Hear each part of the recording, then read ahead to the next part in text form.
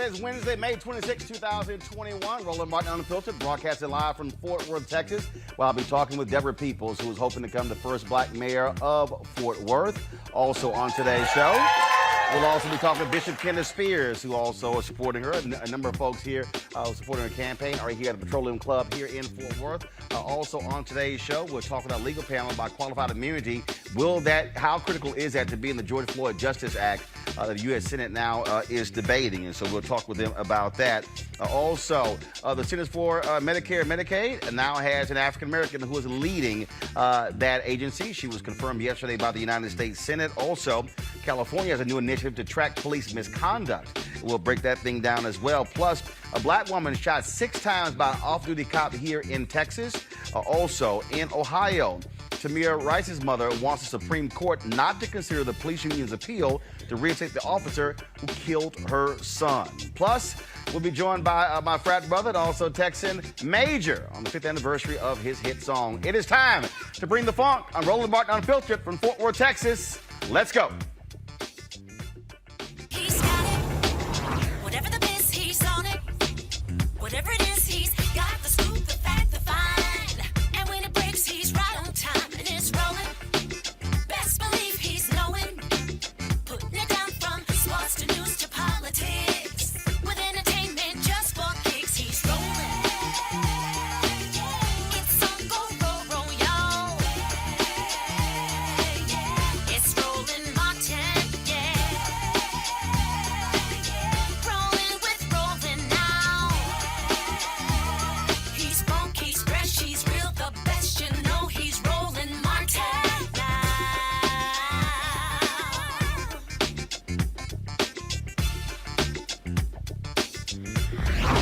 Martin.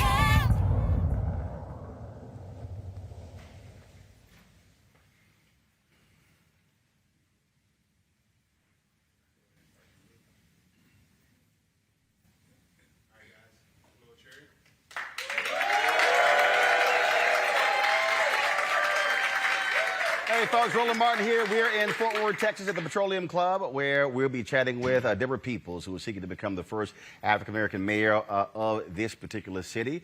And so we look forward to that conversation. We'll also be talking with some of the folks in this room about what is needed in Fort Worth, especially as it relates to African-Americans. One of the big stories that we, of course, been focused on is the George Floyd Justice Act. And that yesterday was, of course, the first anniversary of his death. And his family, they went to Capitol Hill as well as the White House talking with political leaders with regards to that bill and what is needed. Now, one of the issues that many activists say is vital, that it must have ending qualified immunity. That has been an issue all across this country. And so let's talk about it now with our legal panel. A. Scott Bolden, who's former chair, National Bar Association Political Action Committee. Robert Patillo, executive director of the Rainbow Push Coalition Peachtree Street Project. Also Monique Presley, legal analyst and crisis manager. And so we'll chat with them in a moment. Is Robert, are you there? We're here, Roland. All right, Robert, I want to start with you. Scott will join us in a second. Many folks say this is the most important thing in this bill, that if you don't have the ending of qualified immunity, there really is no need for this George Floyd Justice Act. Your thoughts on that? Is that the most important thing, and should this what folks be pushing senators to make sure it stays in the bill? We already know what Congressman Jim Clyburn said, where he said he's fine with the bill if it doesn't have ending qualified immunity in it. Well, the issue is that without qualified immunity, this bill is almost indistinguishable from the Justice Act that Tim Scott introduced last year. So we're not going to have qualified immunity, then we should just come to a broad consensus around Tim Scott's legislation to move forward. The reason qualified immunity is so important is because every other field, every other career that you can have, you have personal liability for any torts that you commit. So if I, as a lawyer, have an accident that results in a pecuniary injury to my client or to a harm to them, then they can sue me for malpractice, and I have to personally pay that tort against the client. If a doctor has a malpractice claim and accidentally kills a client or injures them, he has to personally pay out and have a carry an insurance policy in order to do so. Police officers are the only profession where you can simply say, oops, my bad, I accidentally killed somebody, and then the city takes on that debt for you. Then the taxpayers are in charge of paying off that debt to the individual. This is where we see these settlements for $10 million, $20 million sometimes. City of Chicago has paid out nearly $1 billion in settlements over the last couple of decades for police misconduct cases. And the belief is that police officers were personally liable to pay off these debts. So they knew that them accidentally shooting somebody would result in them losing their retirement, losing their pension fund, losing their house, their car, their boat, their second home, their children's college fund. Well, then you're going to be a whole lot less likely to, as we saw in St. Louis with Tamir Rice, to say, oops, I thought that was my taser, or oops, I didn't mean to shoot that individual. Oh, sorry, I had my knee on their neck for too long. When it is your personal liability at stake, when you are personally and individually responsible for paying off that debt, and you know it can bankrupt you going forward for generations, then that is what it will take in order to get officers to put in the due diligence necessary to prevent many of these police shootings. Monique, the Marshall Project estimated that more than $1 billion has been spent on police settlements over the past decade. And many folks say if you don't deal with the money, then you're never going to be able to get police to be held accountable. The money is crucial. There's no doubt about that, because pecuniary interest and financial loss are drivers. They are deterrents. And as someone who has defended police departments, defended officers in civil suits, and sued them, I can assure you that it is something that is of great concern on both sides. However, I do believe that my colleague Robert conflated two issues. One, qualified immunity as it stands now makes it nearly impossible for families to get a day in a civil court. That is the first issue, that when a police officer does something, the standard is so high and so frankly absurd and ridiculous as it is right now, that unless you can point to an almost identical circumstance, it's going to be very subjective. It's going to be what the reasonable officer would have done, and you're not going to be able to get the officer in court. So getting rid of that, whether it means that the police department takes the responsibility or the city takes the responsibility or the individual officer, what needs to happen is that qualified immunity is gone. Secondly, then becomes the issue of who's actually going to be responsible and pay the bill, whether the police officer is going to be required to have individual insurance for malpractice the way that a doctor would or a lawyer would, et cetera, or whether the police department is going to be responsible for the bill, and then they are incentivized to better train their officers and to get rid of these so-called bad seeds, bad apples, bad actors, whatever, and to make sure that they are training up officers in good ground, or whether it's going to be the way it is now in many places, that it is the city. Police officers make on average $50,000 a year.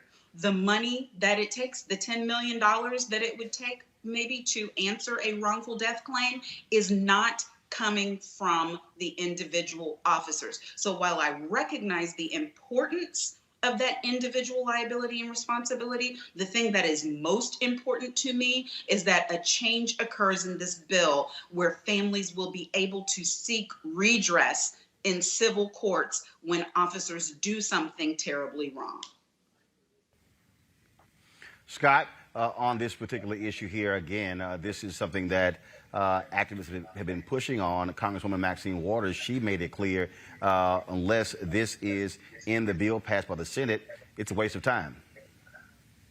Yeah, I agree with that, Maxine. Can you all hear me? Yeah, I agree with that, Maxine, and my colleagues here as well. Unless you hit them in the pocket, it's going to be much of the same. These families need their day in court. But let's not forget, let's examine one thing. The pushback from the police unions on taking out qualified immunity it's a joke, is that if you don't give them qualified immunity, then they won't be able to do their jobs. They won't be able to make these split-second decisions. They'll hesitate and put their lives in danger versus the lives of citizens, if you will, or the bad guys, quote, bad guys. But that doesn't make any sense. Because if you're really a good cop and you really want to seek excellence and think about excellence every day as a police officer, and by the way, you don't have a right to be a police officer, but if you're going to get in that field, then if you lose qualified immunity, then you ought to be making smarter decisions.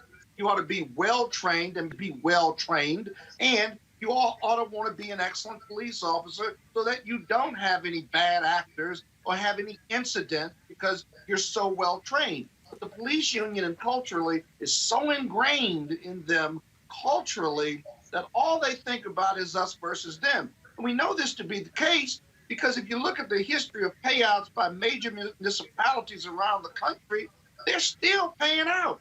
They're still paying settlements, and the police officers are still killing black and brown men and women. And so you've got to get through that culture and mentality from a leadership standpoint.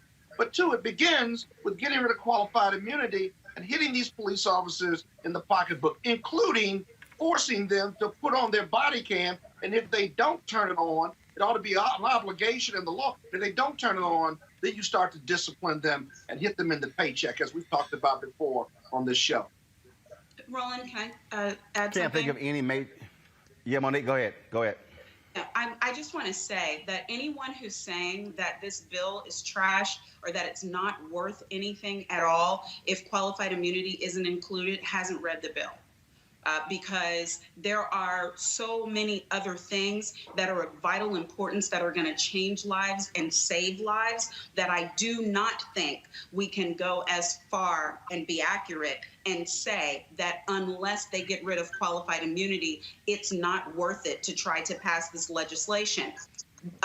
Making for chokeholds being illegal federally is in this legislation. Requiring a national registry for bad actors is in this legislation so that you can't commit bad acts in one jurisdiction and then, like in the Joshua Feast case, Mike Brown, so many others, go to another jurisdiction and get a job and kill more people. That's in this legislation. The requirement for officers to report, to intervene when there is a bad actor and they are witnessing it, and to report it if they have witnessed it or if they learn about it. That's in this legislation. Opportunity for funding for mental health so that mental health crises aren't being answered by police officers, like triaging in the streets in the middle of the night. Some of that funding can be allocated to take care of those things. In this legislation, we're making it easier for officers to be held criminally responsible. So for everybody who's always saying, okay, the family got a whole bunch of money, but what else is going to happen? The individual officer, this one city paid $10 million, but how does that change things globally? Well, yes, money is an incentive, but so is going to jail. So if we increase the number of crimes that an officer can be charged with, or if we change the code such that it is easier to convict officers when they commit crimes in the scope of their jobs as law enforcement, all of those things and more are still on the table in this legislation. As you know, I just spent yesterday in the offices of Senator Booker, Senator Tim Scott, Senator Lindsey Graham, the White House, and I can tell you that the serious-minded people are doing serious business trying to work something out and get something passed, and everybody wants a win here. Nobody is playing games with this legislation. And Scott, you can shake your head all you want to, but there's just no saying that we don't need the other things. Let me tell you why you're wrong. This bill. I'm not Clyburn. I'm not saying I want this legislation to not have qualified immunity in it. And I don't think that was what he was saying either. I just think he didn't have any business talking because he's not a negotiator. He's not at the table. But what I want people to do is be informed about every single thing that we are fighting for, and don't narrow it down or dumb it down to a single item issue, because this isn't omnibus legislation. This isn't one thing. Would you please? Well, the operative phrase there, the operative phrase there, Scott. Did I remind you again who show this is? This is a recurring theme every Wednesday. That's what happens how you cappers don't know how to act in public. So Scott, so the operative phrase there what Monique said was, if you read the bill. Now, Scott, you can go ahead and make your little point. Well, I've read the bill. I've had numerous discussions with mutual colleagues of ours, and I don't think Monique is wrong per se. I think her conclusion is wrong. Because let me tell you the difference here.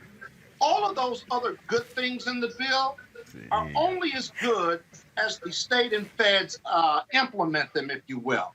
Only as good as the leadership on the ground is if you pass all those laws. The reason that qualified immunity is so important is because it is not only the law, but I don't need anybody on the ground like a police officer, police chief, or mayor to implement those changes on the ground. The qualified immunity says, I'm going to hit you in your pocket if you're a police officer. It is the fundamental law. And as a result, I don't need to look at who's implementing it because the courts have got to follow it. And if you hit them in their pocket, all those other things will support it, but you don't need the implementation piece for qualified immunity. And it all begins and ends there. Scott, listen, if they pass a bill without qualified immunity, God bless them. But I'm telling you, qualified immunity is so much more important than the other items that you've got to begin there, and the analysis ends there. Actually, it doesn't end there. And so what Monique explained is an omnibus bill, and explains no. First of all, look, you're a lawyer. I understand you want to hit the pocketbooks, but the point. But here's the whole piece, Scott. It is a comprehensive bill. The operative phrase is read the bill. Part of the problem is too many people in this country don't know how to read. I'm still dealing with black folks who are utterly clueless, who are getting on my damn nerves, calling it an anti-Asian bill, somehow thinking that bill somehow dealing with hate crimes only applied to Asians. No, it applied to every Americans. This is what happens when we have these fake YouTube. But this is what happens when we have these fake YouTube historians and these wannabe activists out here who I call never will be's, who put information out, and the average person doesn't read. And so what Monique details, what most people have never even heard about, because they're not explaining all that is in the bill that's currently on the table. Robert, weigh in, please. Right. Well, I think the other thing that we have to look at is whether or not, even without qualified immunity, you can get Republicans across the aisle and vote for any form of police reform. Because right now, the Fraternal Order of Police, especially, are going full body lobbying, trying to stop any version of police reform. So I think before we start taking things out of the bill in order to get Republican votes, we need to find out if there's any Republican votes to be got besides Tim Scott, because what we've seen to people like Lindsey Graham and Mitch McConnell have basically said they will torpedo any part of the Biden agenda going forward. So if we're going to take one swing at this, I think we should take one full swing. Robert, actually not true. Robert, hold up. That's actually not true. Hold on, Robert, that's not true. So Lindsey Graham was one of the people the George Floyd family met with yesterday, who is very much involved in the negotiations of this bill. Monique, go.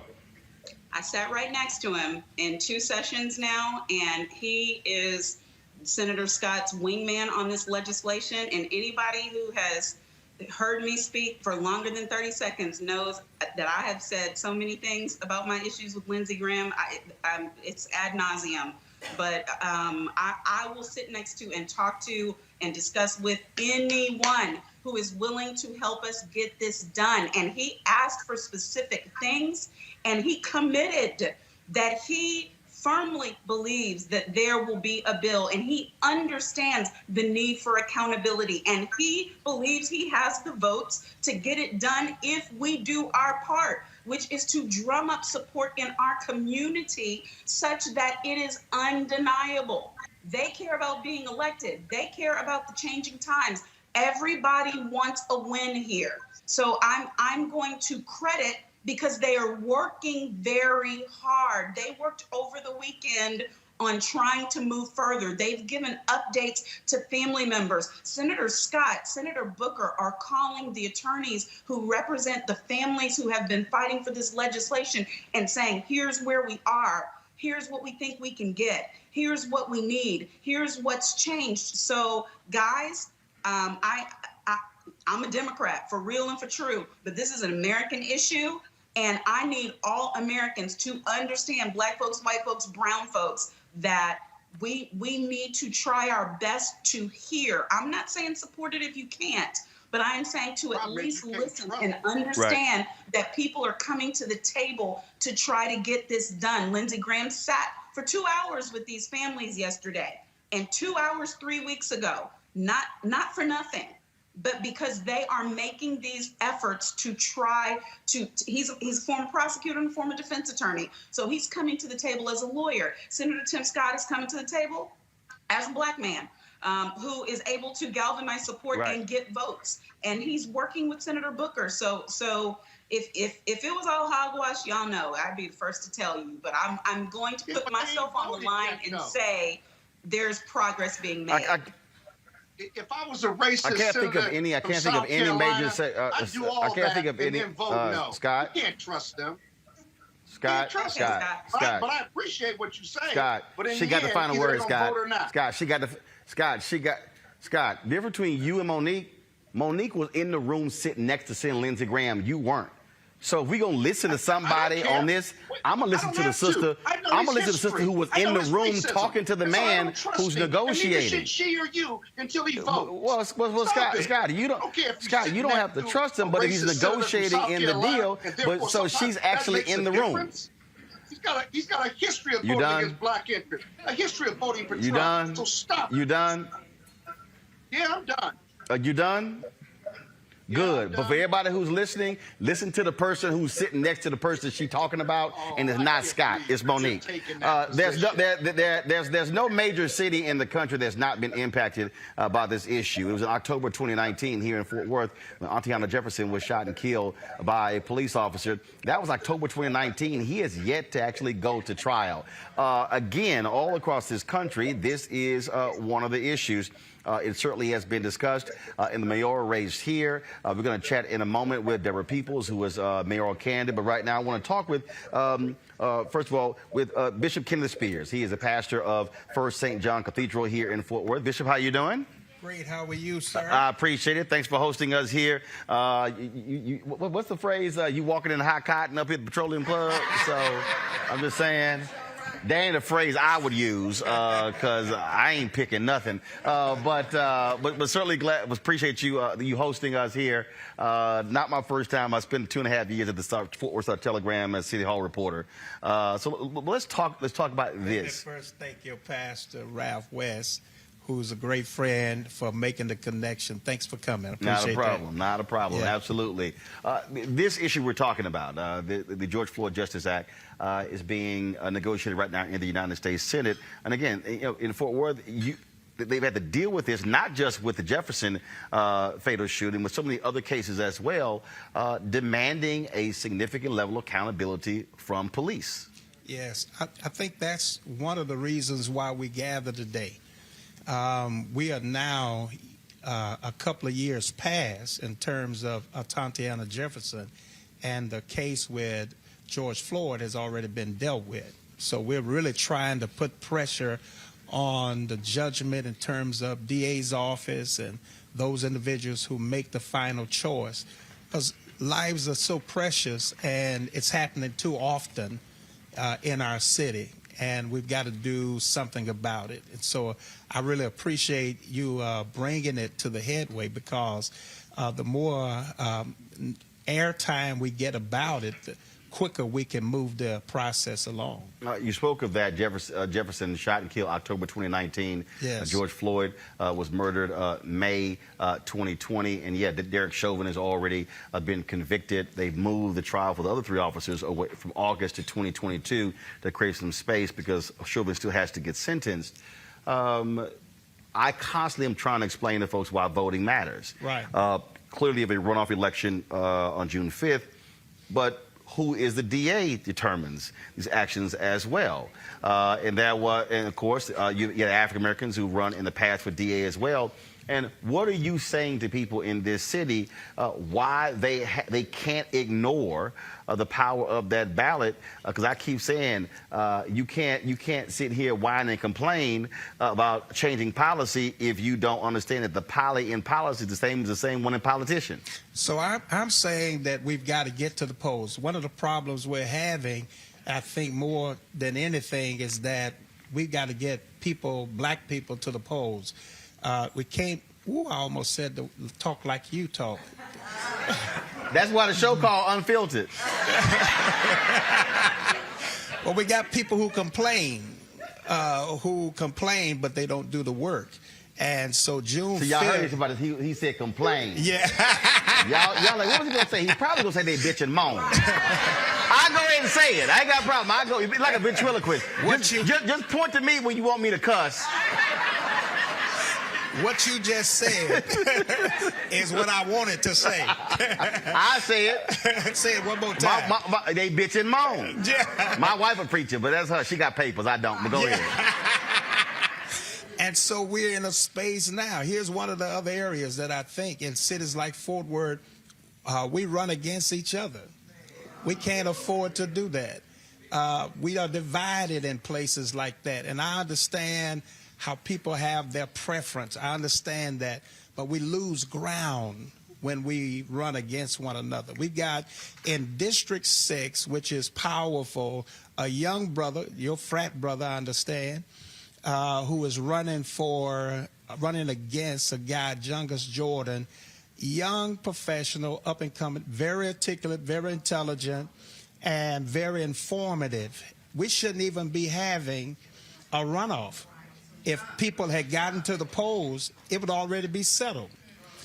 In our city, even in this place, when we talk about Deborah Peoples, we talk about running for mayor, by right, it should have been over. So what we've had to deal with is the first page was on the ballot, a person who should have been at the top of the ballot. We had people who were voting. They had to go to the next page. And so people left, in many cases, left the poll saying, well, I didn't see her name. Maybe she wasn't running. Well, they didn't know how to go negotiate the process and go to the next page. Then the critical piece is that during the election, when we came to the final portion, she won. And when the conversation comes up, it's always her opponent and then her. When in reality, in conversation, she plays first. She plays first. And so we've got to make sure that we get people back to the polls. We can't keep having these kind of fiascos. You know, we've got to make sure that people understand that voting counts. And so I talked with a couple of people who said, well, I already voted. I'm saying in a runoff, you got to go back. Right. You can't count your first vote as being counted. You got to go back to the polls and vote. And so that's where we are. And so, you know, what is the activation plan? How are you driving that? Because it's basically civics is voter education. So what we've discovered, we can't have one event that is for one event. One event has to have multiple purposes. We are here today for this event, but we are pushing people to understand that this voting process, we already know we've got to inform people more so that we've got in this crowd, we've got people who potentially will run for judges, run for other offices, because I believe that if we're going to get the clout or we're going to get the support, then the old school got to meet with the new school, and that there has to be a place so that the people of means, of wealth, have to meet these young people who are preparing to run and make investment. And now, of course, now that places are opening up, folks are taking vaccines, the campaign looks a lot different now than it would have a year ago, where, look, we were in Georgia for John Ossoff and Raphael Warnock, where there were there were drive-through rallies, everything was outdoor, everything was social distance. And so now you can be a lot more vigorous campaign than really what has taken place over the last year. For sure. So one of the things that's important, we've got to convince people that the vaccine is okay. We've got people who are now challenged in terms of taking the vaccine, and I'm saying I've taken it. I was in the first run in terms of being vaccinated. My family, my staff, team, and different friends. So we've got to make sure that the message is clear, that this is not going to hurt you, that it's going to help you. And so we got to keep people informed in that process. I'm saying that if we can get more people vaccinated, we talk about that herd vaccination or community, we've got to do one by one. We've got to make sure that people understand that we need you. And if you haven't gotten your vaccination, put your mask on. Put your gloves on. Do whatever you got to do to cover your feet, your hand, and your mouth, and get your ass to the poll. See, you wanted to say it, but I went ahead and say it. I agree with it. Bishop Spears, we appreciate it. Thank you so very much. It is, of course, is all important. We're going to take a break right now. When we come back, we're going to talk with Deborah Peoples, who is trying to become the first African-American mayor here in the city of Fort Worth. You're watching Roland Martin Unfiltered, live from Cowtown. We'll be back in a moment. Racial injustice is a scourge on this nation, and the Black community has felt it for generations. We have an obligation to do something about it. Whether it's canceling student debt, increasing the minimum wage, or investing in Black-owned businesses, the Black community deserves so much better. I'm Nina Turner, and I'm running for Congress to do something about it. America is the only country founded on an idea, the radical idea that citizens could govern themselves. It was called the American experiment because there was no reason to believe it would work. A republic, if you can keep it. Every generation has been called to defend and renew the promise of America. For some, it was on the battlefield. For others, it was on the Edmund Pettus Bridge. Now, the battle has come to the steps of the Capitol itself. Democracy is under assault like no time since 1860. We have a choice. Look away or stand up and fight. It's not about conservative or liberal. It's about freedom versus autocracy. We didn't choose this moment, but history has chosen us. Which side are you on? The Lincoln Project is responsible for the content of this advertising. Hi, I'm Kim Burrell. Hi, I'm Carl Payne. Hey, everybody, this is Sherry Shepard. You're watching Roland Martin Unfiltered.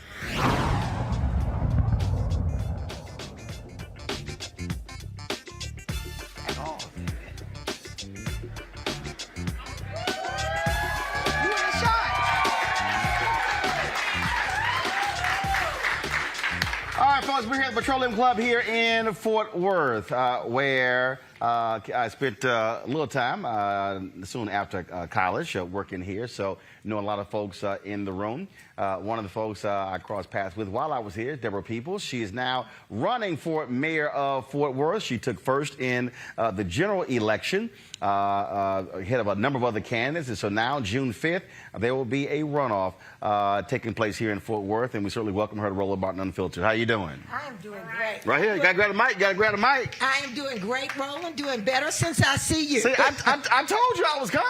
I know, but you thought I was joking? Roland, I know you. I mean, look, when I hit Tashara Jones when she was running for mayor of St. Louis, I said, hey, we're gonna bring this show to St. Louis. Oh, you brought good luck. And so, hey, there she you won. Go. Yes, in a runoff. Yes. In a runoff. First of all, how's the campaign been going thus far? Oh, the campaign is going great, but it's going as expected. I knew, Roland, they were going to come after me. And so we have just been working hard, doing what we do best. And so they are coming after me, but I'm like Obama now. I can take it. I got big shoulders. We are fighting for the soul of Fort Worth, Texas. We are fighting for all the people out there who aren't represented. So they can dish it out, but I can take it. When you say they're coming after you, exactly how so? Has it gotten a little dirty thus far? Oh, you know it has. Well, you know all the catchwords: defund, anarchy, socialist. You know all of that. The pictures of you where you don't look, you're a little darker than you really are. All those things. So, but that's okay. I can handle it. Because you part of the light skin club. Roland Martin. If this was a Tom Joyner cruise, you'd be on Tom's team, not J. Anthony Brown's team.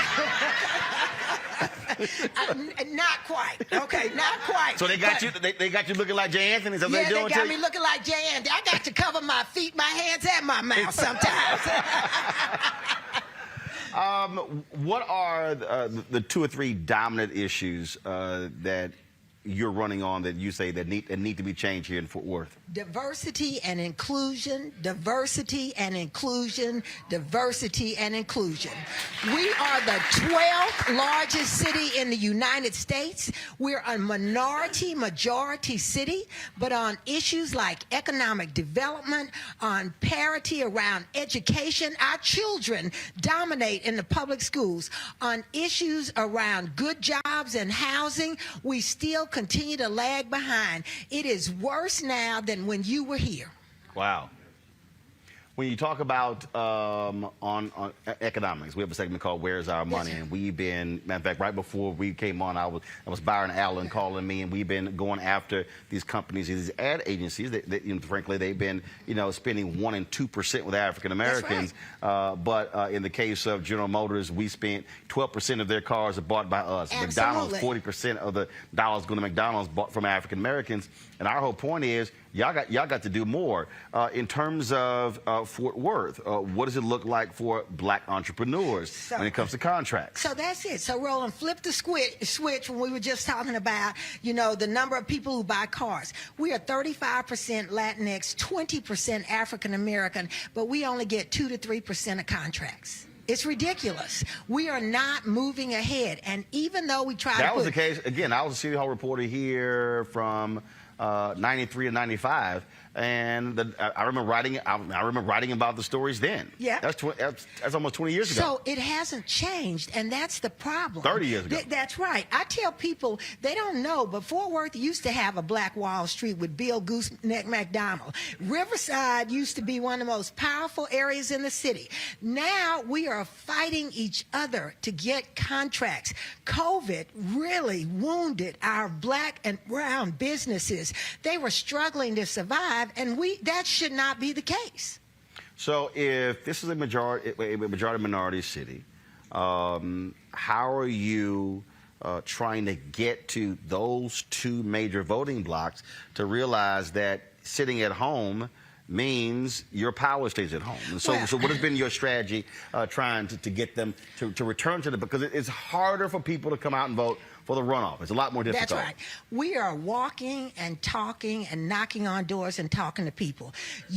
Roland, people need to understand all politics is local. We like to talk about what's going on in Washington, and I know you were just talking about this bill, but things happen right here on the ground. When people talk about they don't get jobs, they don't have transportation to get to work, they don't have a good place to live, that's local policies. That's not national policy. So we go to the door and have a conversation with people about how what happens locally impacts you. There are so many people who say, I only vote in the presidential elections. Well, I'm going to tell you, Joe Biden ain't going to come down here and fix your street. I mean, that's not going to happen. He's not going to come, put a light bulb in over your house. The things that matter are the things that are here locally. And the whole issue around public safety, all of those things are local issues. So how are you combating the folks who are trying to use defund the police against you? So I tell everybody, people know me. So, Roland, I didn't have to come to the community and say, I'll take a tour. I am here every day fighting. People know, I didn't mean that as a pun, but people know me.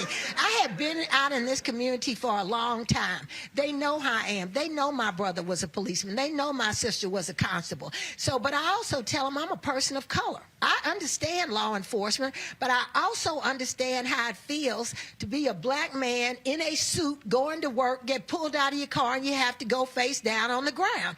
That has got to change. And so I just tell them, I call them, like I said, it's a lie.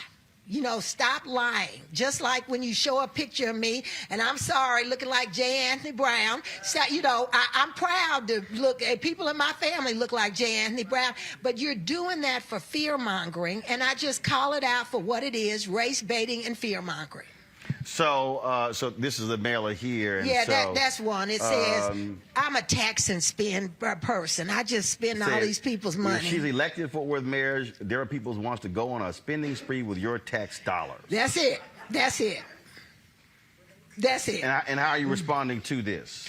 Because it's not me that goes on a spending spree, it's them. I didn't go and buy Pier 1 for $77 million. I mean, I don't make, when we had people who were homeless and people who were losing their jobs because of COVID, and we had a chance to buy 2 motels to do permanent supportive housing for homeless people, I didn't make the decision to not buy the motel and go buy Pier 1.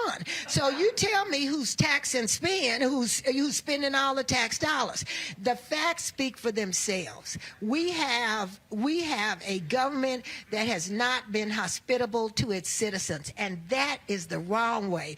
We run this city. The city hall is our house, but people feel excluded from their house. There's something wrong with that. I talked about Latinos and African Americans, but how are you also talking to white folks in this city, especially broke white folks? I keep because I keep saying this all around the country. I mean, the reality is, this is it can be deemed a conservative city. That's one of the phrases that you'll hear. You have the current mayor has been there 10 years, and so her chief of staff is running. And so you've had Kay Granger, who was the mayor when I was here, now a Republican member of Congress.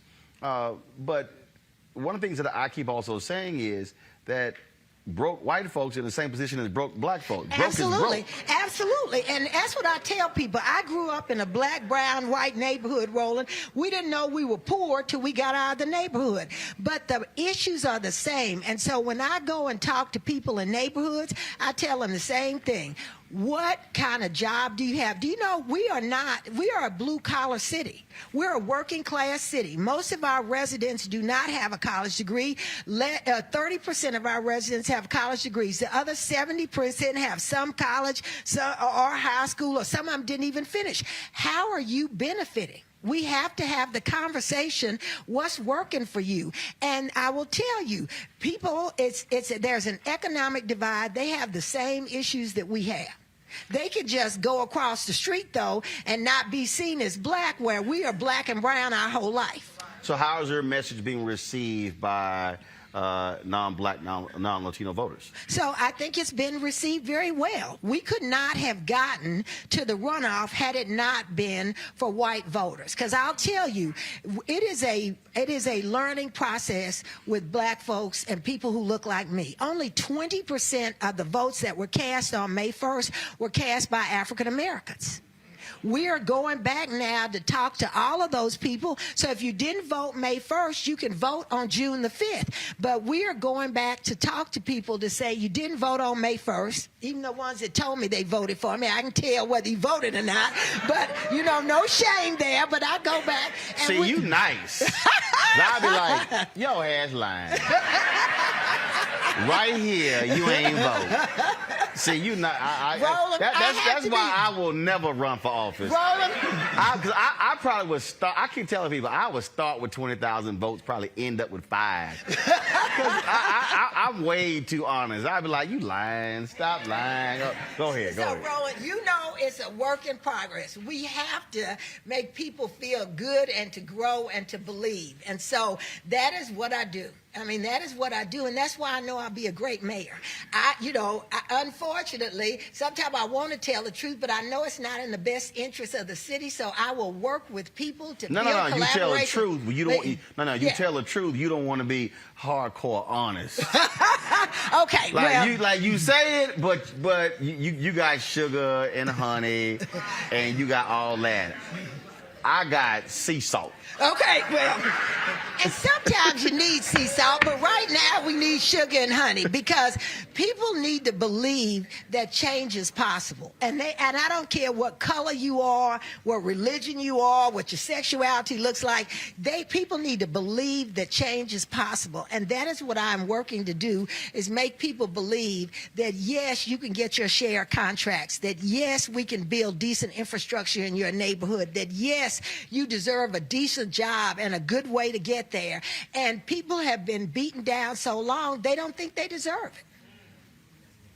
I'm going to do this here. So, Anthony, we're going to do this. Trust me, I wouldn't plan to do this here. So I'm going to take a few questions for some folks here. And so we're going to pass the mic, just like in church. If you have not been vaccinated, don't touch this microphone. So I assume if y'all got masks on, y'all ain't got y'all shot. So this is how we're going to do it. If you ain't got your shot, put your mask on right now so I can separate who's got the shot and who hasn't. If you have not gotten your shot, don't touch that microphone. I'm telling you right now. I don't want to spray you down with all kind of stuff. All right, then. So we're going to take a few questions from the audience here. So who's first? All right, got a brother in the back. Come on up. Come on up. I want you to stand right here. Come on up. And you got to move faster, bro. We live. Yeah. I'm like, Do you need this? Huh? Say it again.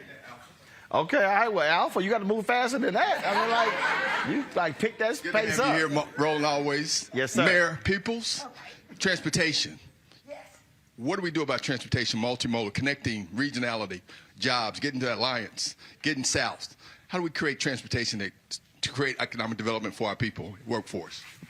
So that was a trick question because he knows that's one of my big issues and it's multimodal transportation. Roland, I was sitting in a meeting and they told me that a sitting city council member, a mayor, said he would not ride the city bus. I'm like, well, if you don't ride the city bus, you mean to tell me the city bus is good enough for all of us? We need to develop a multimodal transportation system so that we can get to jobs. They're putting the jobs out at Alliance and Irving, other places. If our people are going to have to come out of their neighborhoods to get jobs, we need good transportation. Great cities have great transportation systems, and we don't have that in Fort Worth. We gave up our shot, and Dallas has it. Mm-hmm. So when you go to Dallas, Dallas has light rail because they got our money. And Cheryl is laughing over there, but she knows it's true. Okay. So, I mean, we have got to work on things. And this is what I tell everybody. Everybody says, well, we don't have the money. I said, but that is why you plan. That is why you come up with a master plan and you say, okay, it's going to cost $2 billion or $2 trillion. How do I go and get that money? And I don't see that happening. All right. Next question. Next question. Right here. Oh, I love it. Thank you. Oh, no, we don't play that. All right. Hey, sweetheart. Okay. Hello. All right. Okay, well, following up with that question, I'm proclaiming future mayor of Fort Worth. How will you bring Fort Worth out of the red into the black and restructure our budget so we can flourish as, what the 16th largest city in our nation? She said 12. Oh, we moved up. Okay. Yes. So let me tell you. Roland, since you've been here, the tax base has flipped upside down. Now, residents pay for 60% of the taxes, and businesses only pay for 40%. We have to flip that structure. We have made some decisions that we put it on the backs of residents. But the way you do that is it's not an immediate fix. You got to find new revenue streams. And so you've lived here. You know when you want to go out on a Saturday night or something, you go to Dallas or you go to Arlington to the ballpark. You don't stay in Fort Worth. We send our money out of the city. We have to find ways to sell this city. Yeah, Ruby Woolridge, I know you up there saying bring that money to Arlington, but I want that money to come. I want that money to come to Fort Worth. And so if that means I got to find ways to sell things here. Do you know everybody says we're just the city of cowboys. No, we're not. We're the city of so much more. But I will tell you, there were Buffalo Soldiers, there were black cowboys, there were vaqueros, there were Asian cowboys. We have to sell this city, and we have to bring people here, and tourism is a quick way, Roland, because those are dollars that are not coming out of our residents' pockets. And so my job as mayor is to go out and sell this city, and that's what we're going to do, and bring in new revenue streams so I don't have to keep taking money out of your mama's pocket. I see your mama over there, not yours. Okay. All right. Next question.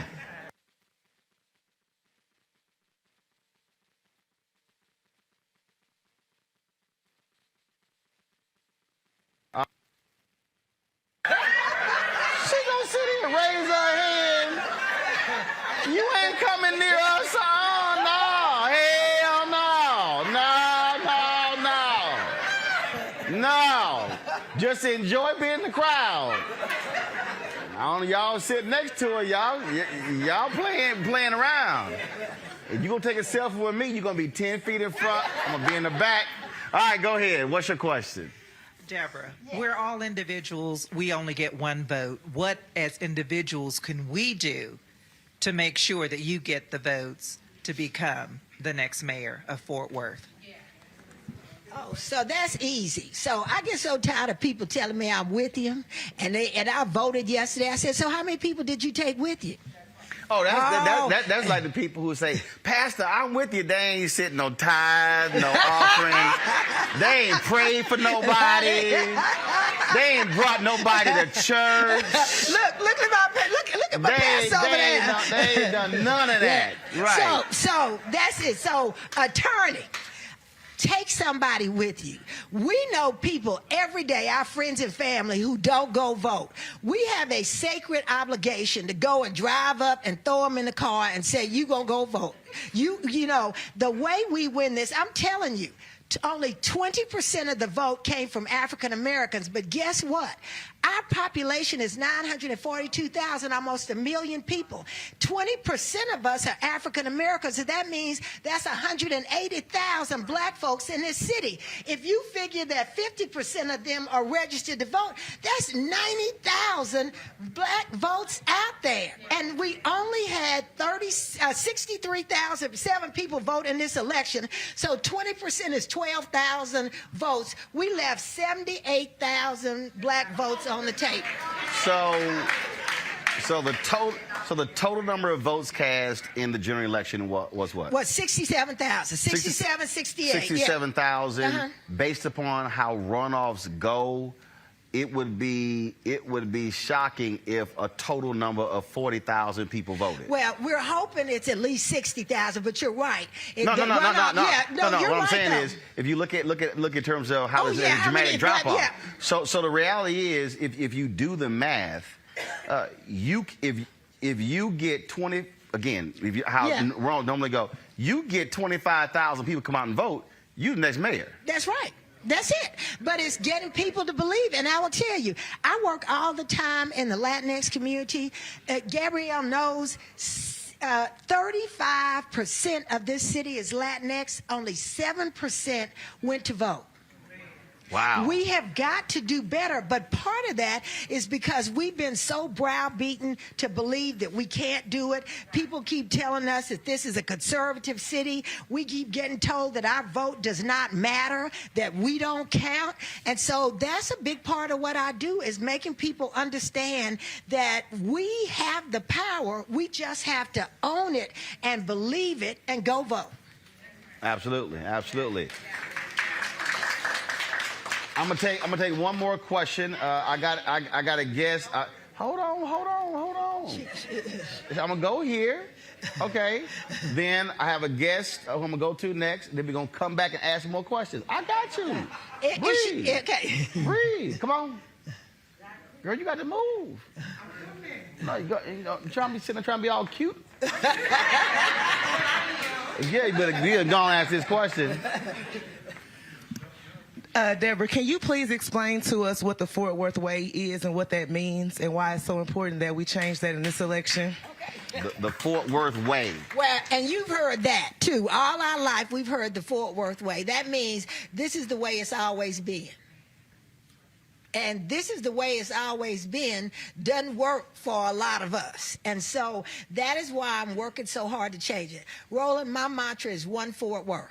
It is one Fort Worth. It is not the Fort Worth way. It's one Fort Worth. It is all of our way. And until we start changing that, we're going to be in the same position that we were. You said, what is it? Same old same. That's it. That's what it is. That's it. That's what it is. They in control, you not. That's how it is. But again, though, this is what, you know, look, we do this on our show constantly. When numbers are numbers, and it's getting our people to understand that we can literally flip numerous elections if we just simply vote our power. If white voters stay the same, you take our numbers, we could literally win any number of different places, but folk got to be willing to actually step out and actually cast the ballot. Yeah, and they got to be, you know, we have to.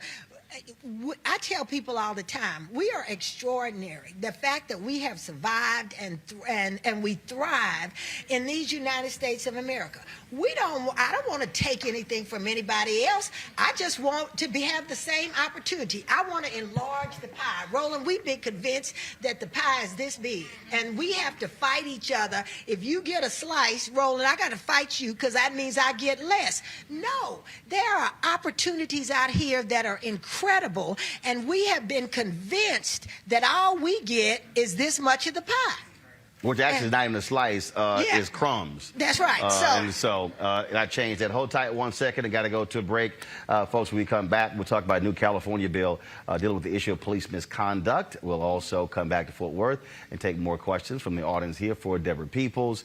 And if y'all know some folk right now who are in Fort Worth, man, call them, text them, tell them, get off your behind and use the power of your vote. Y'all, this is why we do this, because to amplify voices. And so we'll be back on Roland Martin Unfiltered, broadcasting live from Fort Worth.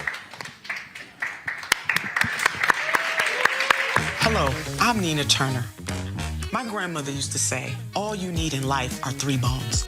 The wishbone to keep you dreaming, the jawbone to help you speak truth to power, and the backbone to keep you standing through it all. I'm running for Congress because you deserve a leader who will stand up fearlessly on your behalf.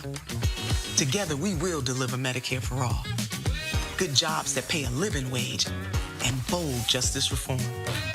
I'm Nina Turner, and I approve this message.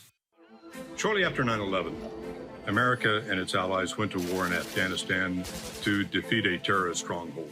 We accomplished that mission years ago. Trillions of dollars lost, over 2,000 Americans dead, countless Afghans dead. It's time to get out. Many presidents have tried to end the war in Afghanistan, but President Biden is actually going to do it. And by 9/11, over 20 years after the war was started, the last American soldier will depart, and America's longest war will be over. Promise made, promise kept. Hello, everyone. I'm Godfrey, and you're watching Roland Martin Unfiltered. And while he's doing Unfiltered, I'm practicing the wobble.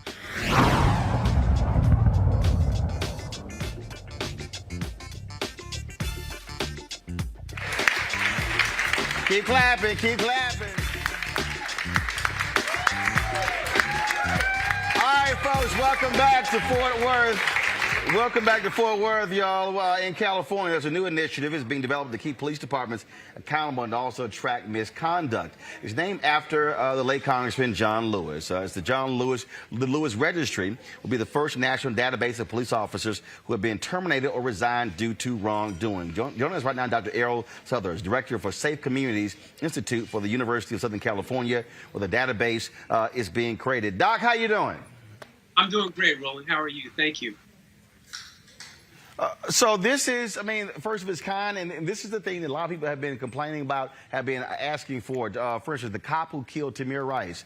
And we see this all over and again. That was a brother who was a police officer in Milwaukee who resigned from the city. Actually, he had 4 or 5 fatal shootings. He gets hired by the sheriff's department. We see this all the time where an officer just simply goes to the next city or the next county. They're back home with a badge and a gun.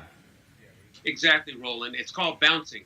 And officers do it all across the country. As a matter of fact, California is one of 5 states, along with Hawaii, New Jersey, Massachusetts, Rhode Island, where you keep your certification if you get fired, and you can go to another agency and be hired and not have to go through the academy. And so with this registry, is the requirement for every law enforcement agency in California to input the information? How is it going to be tracked? Just explain to us how it's going to be developed and monitored. Well, we're not there yet in terms of all 50 states being on board. So this is going to be a grassroots movement. What we are doing is collecting open source, publicly made available information from media on officers that have been fired or resigned for misconduct. So we're populating this database with open source information. We have over 200 officers in the database already. We've only looked at 2/3 of the states across the country. What we're hoping for after this is that the public will be able to look at these names, know who's working in their agencies in their cities, because I think all police rosters should be transparent and open unless the officers are working undercover. And they should be asking their mayors and their chiefs if there's a name match for an officer that's been fired someplace else, why did we hire him? And then on the law enforcement side, there'll be a law enforcement only side where we'll collect additional data. We'll be able to look at some predictive analytics to determine why these officers get in trouble. Perhaps we can influence police department policy with regards to how long officers stay in certain details on a certain watch, or other things that can keep them or reduce their risk of their problems coming up later on. Questions for my panel for you. I'll first start with Scott Bolden. Scott, your question for Dr. Suthers. Hey, Dr. Suthers, thank you so much for your leadership on this issue. My question is whether the government, the federal government or the state government, they have these statistics already, true or false. And secondly, if they don't, then you're pulling stuff from public information. How can we help you with this ground swell of support? Because this issue has been subject of federal and some state legislation, and its time has come. Thank you very much, and I appreciate your offer. So what you've described is what we want. For example, in California, we have 509 police departments. We would love to be able to collect from Sacramento, from all 509 agencies, and have one point of contact, one point of entry for each state. We've also set up a subscription rate for those police departments, so there is no excuse to not be part of the registry or a subscriber. So we're hoping that states like New York, who also have legislation right now, where if you're fired in New York, they don't want you to be rehired. The problem is there's no national database for New York to know if the officer got fired in Rhode Island. We'll be that database so they can look at it nationally. We will save agencies thousands of dollars and background investigators tens of hours unnecessarily going out to find out that someone is unqualified to serve at the agency because they've been fired before. So we need the legislative help, and thank you. Thank you.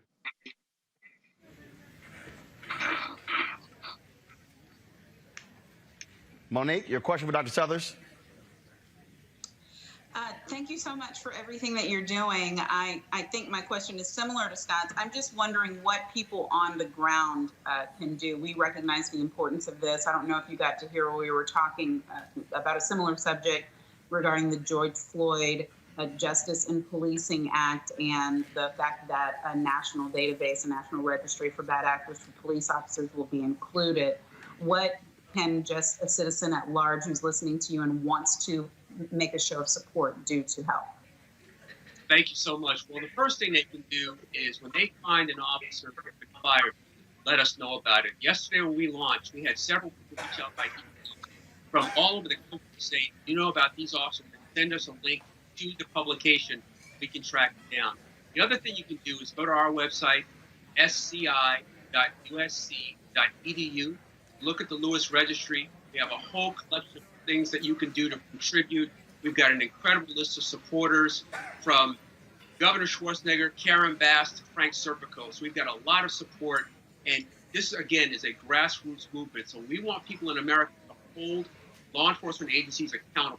When they've got officers or publications, the news clip they see of identified officers, send them to us. Robert Patillo, your question for Dr. Suthers, please.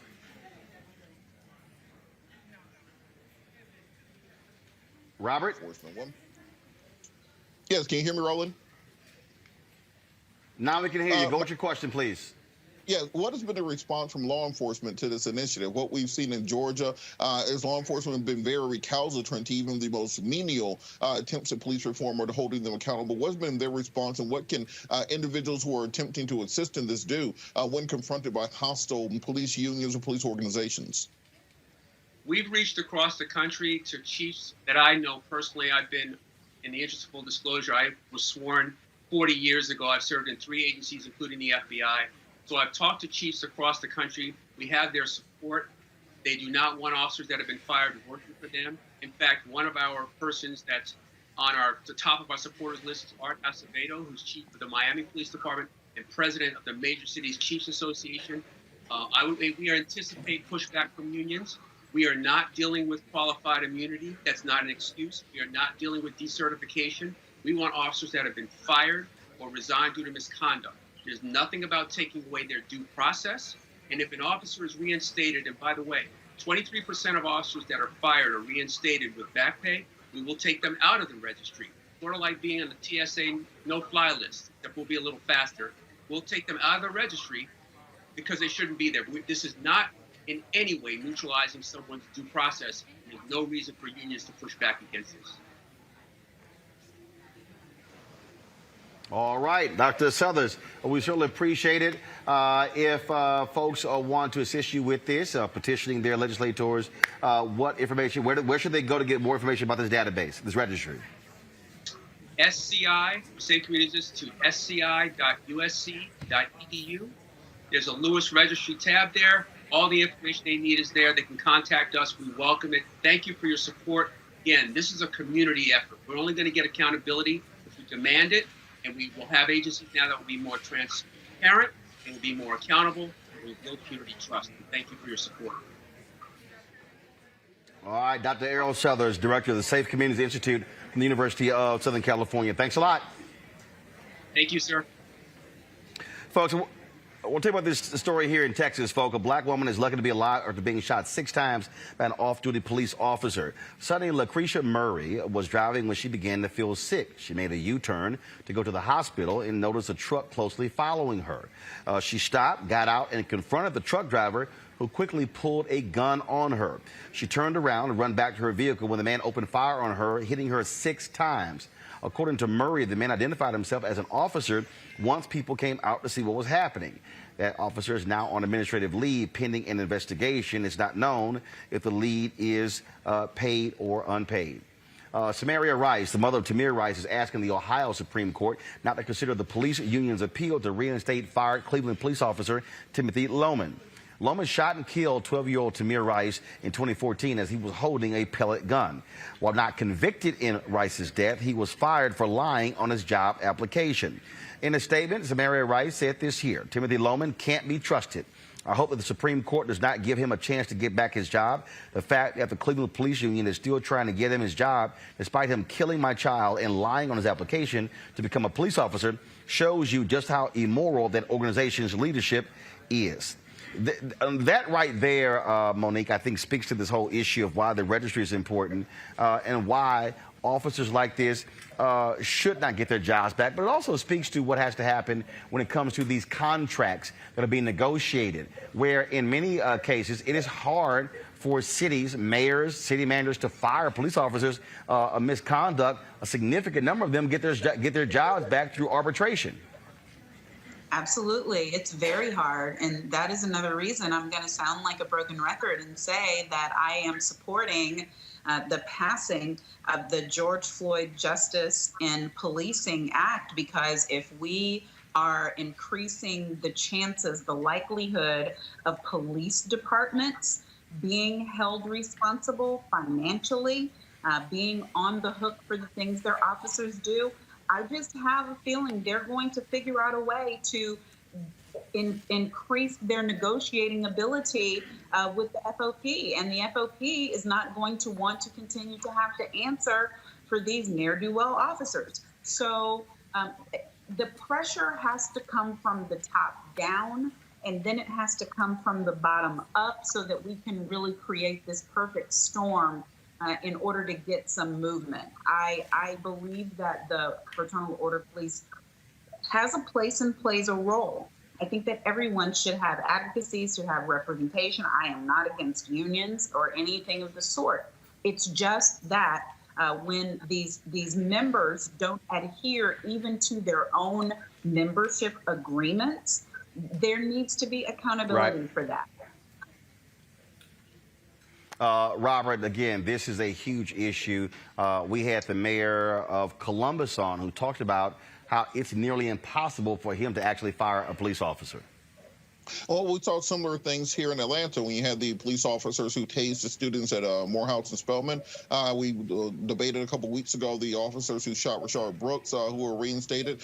It's going to be imperative that that one, do we have the federal legislation, but two, do we have state and local legislation that opens up some of these police union contracts to find out exactly how much power they have.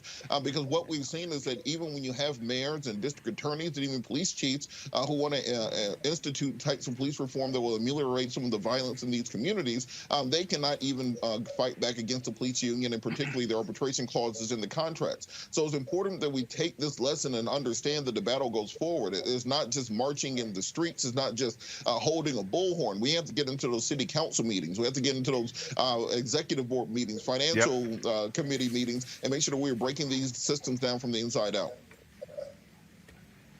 Scott? Yeah, you know, the power of the vote, again, affects this, because if your city council, your mayor, and even your state legislatures who vote on these police protection rules set forth by the FOP, even if it's through negotiations, that's a real problem, because they have to have courage to beat back and vote against this stuff and vote for police reform. The state of Maryland did just that. After their Republican governor vetoed a comprehensive police reform bill, the state legislature, with many Democrats and many black legislators, overrode that veto, and now they have probably the most extensive and progressive police reform legislation in place, right? They're not anti-police. They're pro-police excellence, if you will. But you got to elect the right people. You got to vote and have them vote with courage. And then lastly, with Tamir Rice's mom, the most important part of her statement dealt with trust. If a police officer shoots a 12-year-old within seconds, if a police officer beats up defendants and is corrupt and oppressive policing, and that's their motto, and they get caught once, maybe twice, why should we ever trust them again? Why should they ever be able to serve as a police officer anywhere? They shouldn't, if you will. And you don't have a right to be a police officer. And if you act badly more than once, or even once, it's a matter of trust between the police department and this officer, and the police department, this officer, and the community. He or she can't be trusted. They need to go find some other employment. I agree 100%. Folks, got to go to a quick break. We come back more with Deborah Peoples here in Fort Worth. We'll take some questions from the folks here as well. And I'm just going to pull some other folks up who I see who have stepped in here. They don't know it yet, but I don't care. That's how I do it. You're watching Roland Unfiltered, broadcasting live from the Petroleum Club here in the city of Fort Worth, Texas. We'll be back in a moment. Anthony.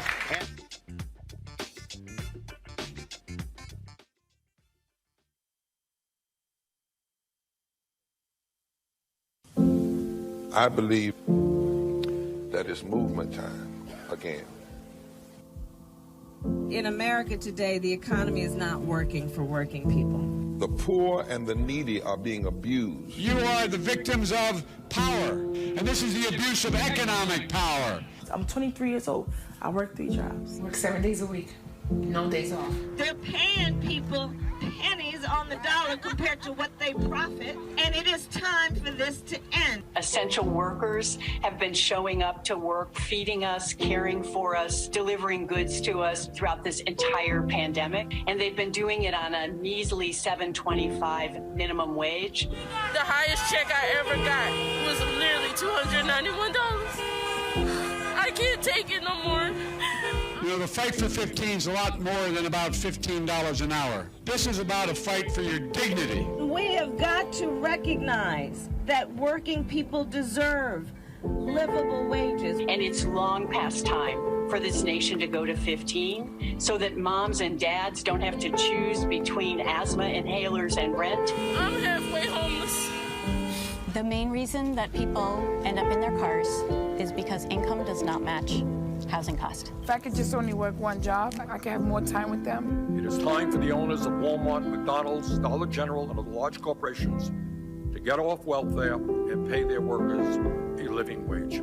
And if you really want to tackle racial equity, you have to raise the minimum wage. We're not just fighting for our families, we're fighting for yours too. We need this. I'm going to fight for it until we get it. I'm not going to give up. We just need all workers to stand up as one nation and just fight together. Families are relying on these salaries, and they must be paid at a minimum $15 an hour. $15 a minimum. Anyone should be making this to be able to stay out of poverty. I can't take it no more. I'm doing this for not only me, but for everybody. We need 15 right now.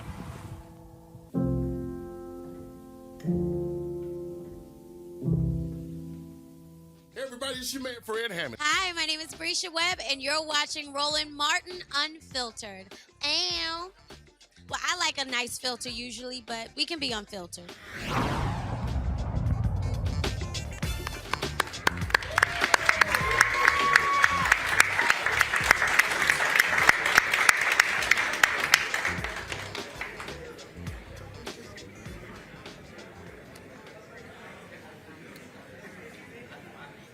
All right, folks, welcome back to Fort Worth, where we have been here talking with Deborah Peoples, who is running for mayor. The runoff is June 5th. Folks, you have to understand the power of the ballot, so you must use it. So there are folks who have been assembled here. They had a meet and greet earlier. And you know what? Folks walk into the room. I'm going to go ahead and call them up. So I saw Congressman Mark Vesey stroll up in here. Congressman, come on up here. Come on. Come on up here. What's going on? Good seeing you. Good seeing you. You know, we in your city had to bring a brother up. How's it going? Everything's going good. Everything's going good, Roland. Good to see you. Welcome back. Always glad to be back in my home state of Texas. I will avoid Austin because they acting the fool, them legislators up there. So, you know, I ain't trying to get shot by folks who, the no need for a permit or whatever. These people swear it's the Wild Wild West. I don't know what's wrong with these crazy folk. Share with us, in terms of what do you think Deborah Peoples will bring if she's sitting in City Hall in Fort Worth? Well, I think that Deborah will obviously bring a certain level of dynamicism that is like really missing from City Hall. You saying last mayor boring as hell? Is that what you're saying? Not necessarily saying that, but we need to get away from the status quo. Okay, all right, I'm just checking. I'm just saying. Ain't got much flavor there. I'm just saying you want a little more flavor at City Hall. I got you. All right. You don't like seasoning, non-seasoning.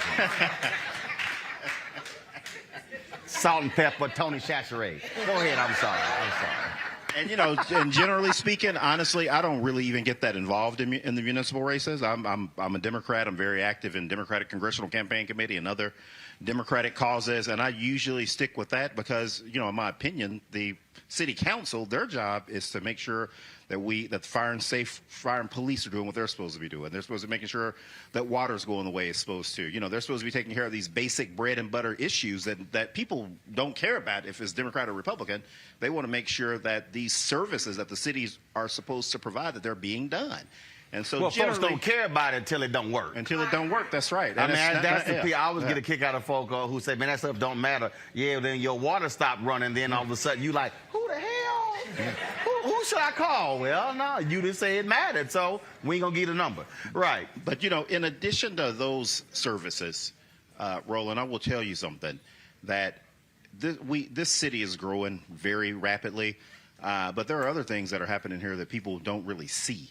And one of those things is that, we're losing jobs here in the city of Fort Worth. You look at downtown Fort Worth and I can just start naming off companies one by one, whether it's XTO, whether it's Radio Shack, Dickies just got bought by a company out of North Carolina, and so on and so on and so on. And for black people in America, we work at larger companies. You go to any national black organization, whether it's Lynx, whether it's the Deltas, AKAs, and you go to these national conventions and you see black people that have experienced upward mobility in America, and they usually experience it at a larger company. These little small companies, they don't really employ us.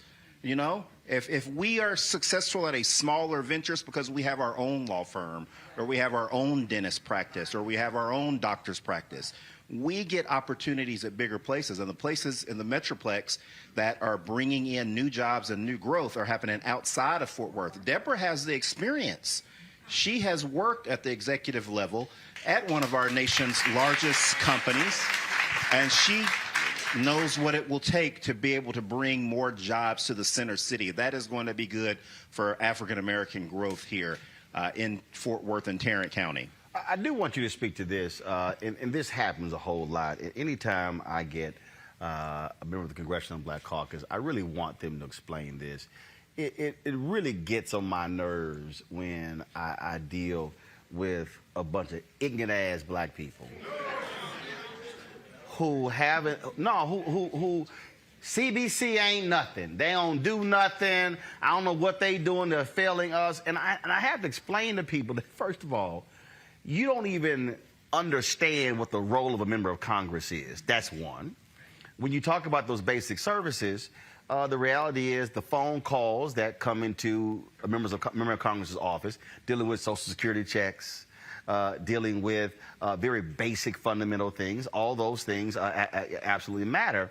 And most people get caught up because they say, well, I don't see so-and-so's name on bills, not realizing that most people names would not be at the top of the list on a particular bill. And so speak to the folk who, again, who have this view that the CBC is a do-nothing group that has no impact on black America. Because, I mean, I deal with that a whole lot. And people are like, man, why are you defending the CBC? I'm like, because you don't know what the hell you're talking about. Right. Yeah, exactly. And let me tell you that, you know, one of the things that Donald Trump did was that he took credit for the amount of money that the HBCUs got. A lot of you probably saw that on the news. And he was going around the country doing a victory lap, talking about all this money that he brought to HBCUs. That was a Congressional Black Caucus. That was money that we worked and fought hard for and insisted on before the final budget to make sure that HBCUs got those monies. So the bill was from Congressman Alma Adams in North Carolina. Absolutely. Trump didn't know what the hell that bill was. No, not at all. Not at all. He did a photo op with some presidents and said, and look at all the money. And then he lied, kept saying, oh, they would never get, now they got permanent funding. No, it's literally one initiative that was started by President Bush, renewed by Obama. Then we had Walter Kimber on, the president of Dillard University, who broke it down. But again, the lie kept going. I mean, I even had black people saying, Trump saved HBCUs. I'm like, how dumb are you? I mean, it's just it's not like they passed an annual $5 billion allocation to HBCUs. And that's a different conversation. But that's the thing that again, we had to walk people through. He had nothing to do with. That was Congresswoman Alma Adams' bill. Absolutely. And then also, the CBC put money in the farm bill. Also went to land-grant institutions.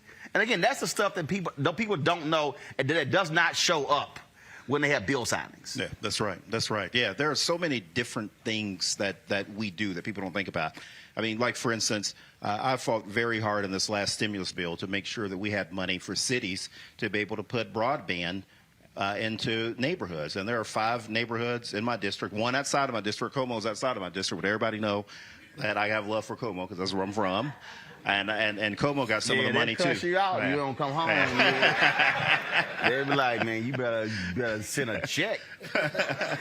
See, Attorney Leon Reed, he knows. So, yeah, I mean, and so it's things like that we do. See, right, see, Mark, I got to help you, all right. See, Mark, you just sped past that too fast. So you need to unpack that properly. You got to slow it down. You got to say, as a member of Congress, there are 5 neighborhoods that are getting money directly where black people live to get the internet. See, Mark, you got to say it that way, Mark. I'm just saying, I got to help you out. You know, because you explained it like a member of Congress does. You got to say, no, and then you got to name the 5, Mark. You got to name the 5. See, you got to, see.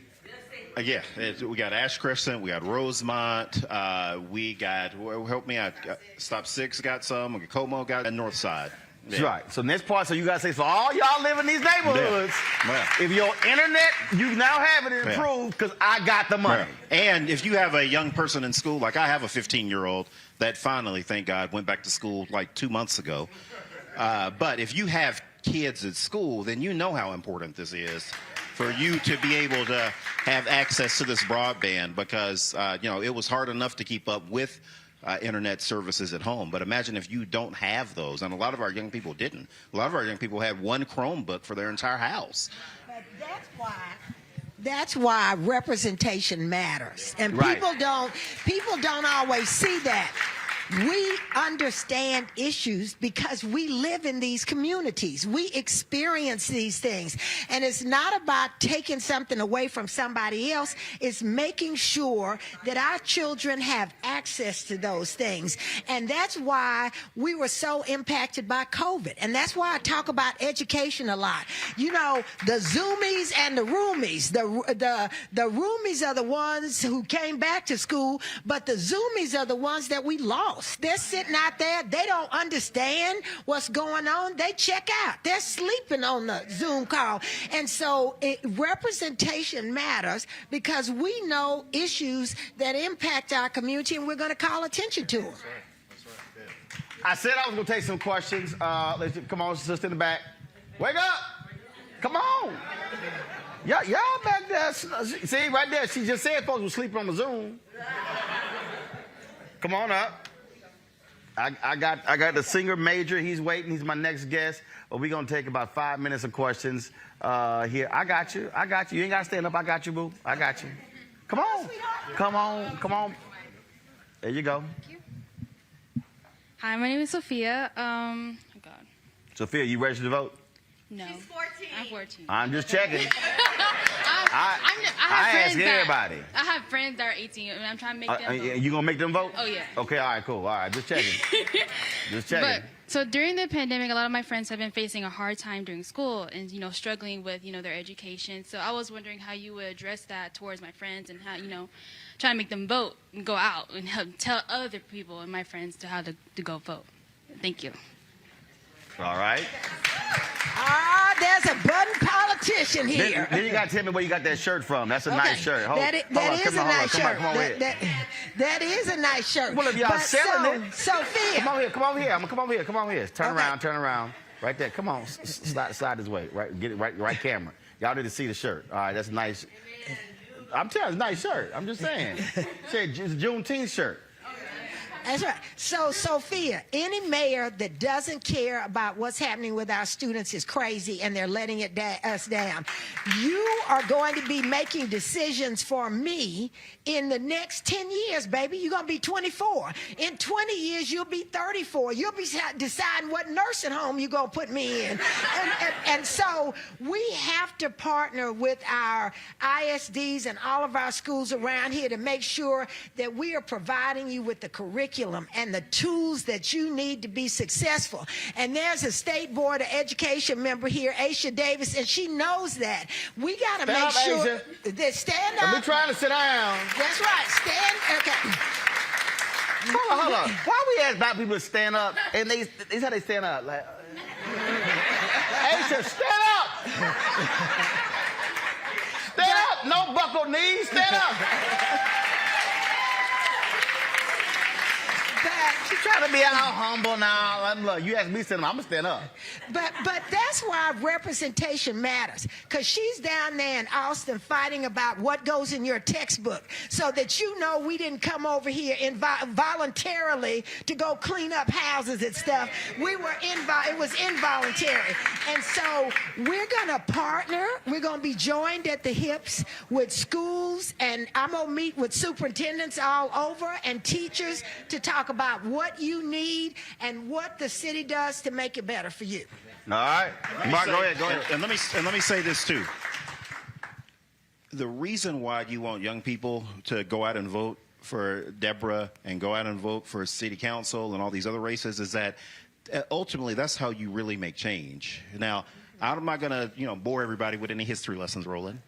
But let me just say this. If you go back to the civil rights marches of the 1960s and you look at the two key pieces of legislation that were really instrumental for black people, and the reason why I'm here now, you look at the Voting Rights Act, the reason why I get to serve in office right now, it is because of the work that was done in Congress. Not to diminish the work that Dr. King and the marchers did. That was hugely important because that's what brought the problems that were happening in America to full circle so everybody could see.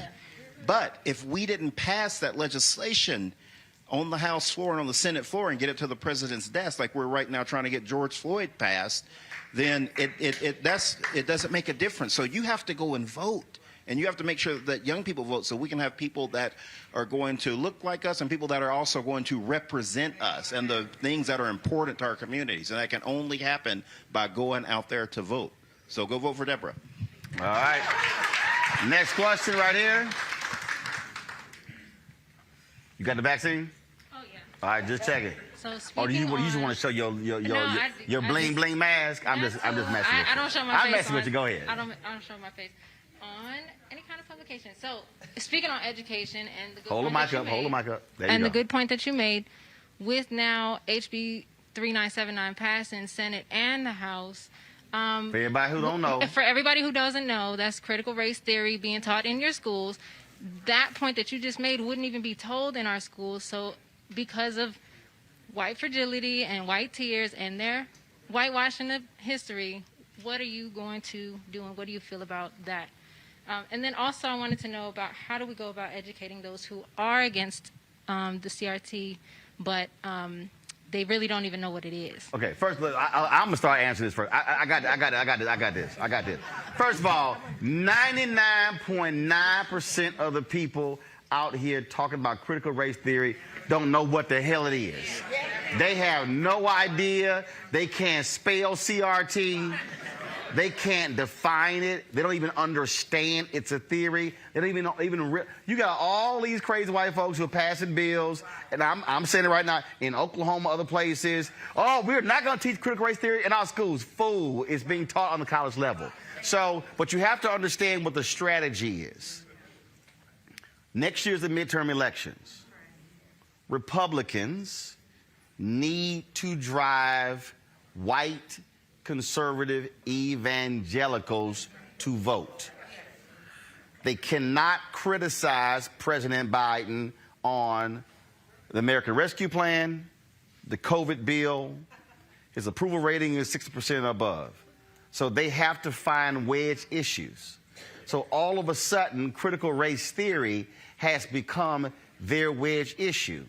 They are appealing to unsophisticated, clueless, uneducated white voters who all they hear, they don't hear critical or theory. They hear race. That's what's driving it. In fact, Charlie Sykes, who was a conservative out of Wisconsin, radio talk show host, he actually did a piece on it, and that was one of the folks who's against this. He literally articulated what their strategy is. Control room, tell Major I'm coming to him. I'm not going to go along like I did last time. And what he did is, what the guy did, and again, I need us just to understand what happens, what their game plan is.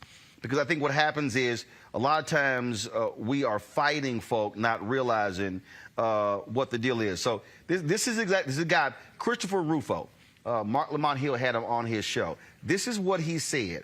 We have successfully frozen their brand, critical race theory, into the public conversation and are steadily driving up negative perceptions. We will eventually turn it toxic as we put all of the various cultural insanities under that brand category. This is what he tweeted this. The goal, and he tweeted this in March 15th, 2021. And this is, y'all can look at it at Real Chris RUFO. The goal is to have the public read something crazy in the newspaper and immediately think critical race theory. We have decodified the term and will recodify it to annex the entire range of cultural constructions that are unpopular with, he put Americans really mean white Americans. So that's what they did with defund the police. That's what so you have to understand what the strategy is. And so we have to counter the strategy by saying, no, we're not going to play your white tears games. And then what has to happen is, at every time when somebody steps up to the microphone to decry critical race theory, we got to say, what is it? Define it. No. Don't tell me you're against it. Define it. They can't. And so, but what happens is, whenever these things happen, and then look, I'm someone who I fight with words. This happened all the time when I was on CNN. So what happens is, what they do is, they want you to immediately go into defensive mode in defending it to counter them. And what your strategy has to be is to, one, take a breath and then say, so what is it? No. Please define critical race theory. And then you wait. And then when they say, well, no, you tell me what it is. No, you brought it up. So please, I need you to define me what critical race theory is. Then I need you to explain to me where critical race theory is currently being discussed. See, now what happens is you now have cornered them. So that's what's going on here. So when you have now school boards and Republican-controlled state legislatures passing bills to say you can't teach critical race theory, it's not even being taught. What their real goal is to not discuss anything. That's why I hate the 1619 Project, because you got to remember, this is all a part of the deal. They don't want the 1619 Project or anything dealing with it because they want what is his story to continue to be defined of what American history is, and not we now can read, which is one of the reasons why they didn't want us to read, and now redefining it. And so when I talk about how America is changing, what is changing is that how they have defined what it means to be American. They have defined what it means, what morals, values, principles are. What happens now is black people get to say, oh, no, we can talk now. Latinos say, we can talk now. And so we now get to define what American values are. So when we say American values, we have to learn to begin to say, no, those are white American values. And so that's why they reacted the way they did with Colin Kaepernick and the flag.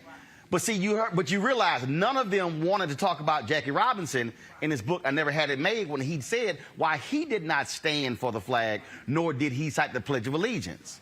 Well, see, they won't criticize Jackie, because, see, they love Jackie, because Jackie is a civil rights mascot that they put on just like Dr. King, that how basically is like a civil rights bobblehead. They don't want to deal with that Jackie.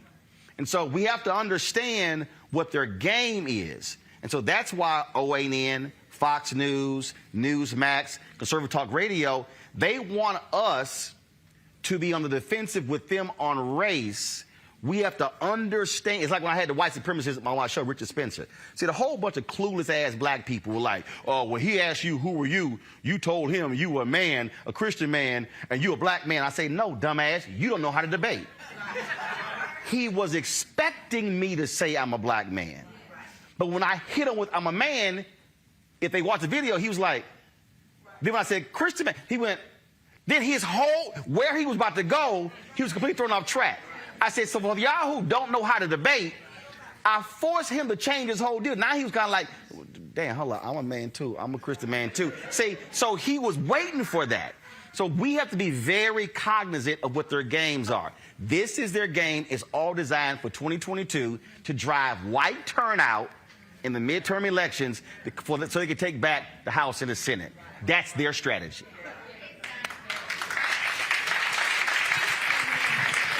I know, hey, Major, I know you're holding. I was going to go to a break. I'm going to go to you right now. My man, Major, how you doing? My frat brother. Major, you there? Y'all bring up Major. I can't hear him. Can you hear me? Major, unmute your doggone computer, man. It should be muted. You went to the high school for performing and visual arts? Yes, indeed. Now I can hear you. Major, what's up? Man, you are now I can hear you, my brother. How you doing? I'm great. I'm great. Well, look, man. Hey, look. First of all, I'm so glad to have you. I'm glad you got your damn shirt button. Because, last time I saw you, you walk around here thinking you Jeffrey Osborne with the shirt all unbuttoned. I'm surprised you didn't have a sheer shirt on. Well, can you woo-woo-woo? Can you woo-woo-woo? Huh?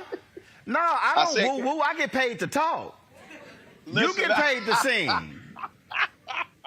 Listen, man, I'm super honored. I'm super honored to be here with you, man. I'm loving the work that you do. I've always loved it. Found out we're basically like cousins in another space, but you know, it's good to be here, brother. Celebrating 5 years. Why I love you.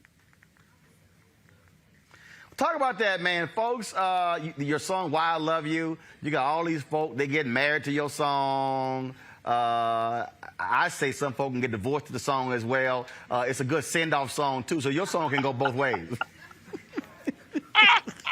Listen, it honestly is. The song is a reality check. If you don't have a love that is founded in reciprocity, understanding that if both people are giving, nobody's left empty, it's a love that isn't one that you should continue keeping, because that's a dysfunctional love right there. And how they gonna make May 20th major day in Houston? Sylvester You're Turner, welcome. the mayor, of course, our Alpha brother. So you got your own day. So did any rights come with it that you get to like park illegally? You know, I mean, did you like not pay your water bill? Roland, there's tons of privileges. We don't speak about them. We just rise up in them. If you know what I mean. I got a whole day, Doc. I understand. You got a whole day. Talk about your new album coming out. It's about time. It's been a while. Listen. We have new What happened? music. What was it delayed by COVID? The project is definitely inspired by what COVID mandated. COVID mandated a stillness, a sit down, take introspection, and just accountability for how we contribute to the way in which this world operates. But the song that I have coming out soon at the end of June is actually in conjunction with season 5 of Black Love on OWN. It's a song called Baby Will You Love Me. It's got, you know, that soul, that funk. It feels really good. Kind of puts you in the vein of Leave the Door Open with Bruno Mars and Anderson .Paak.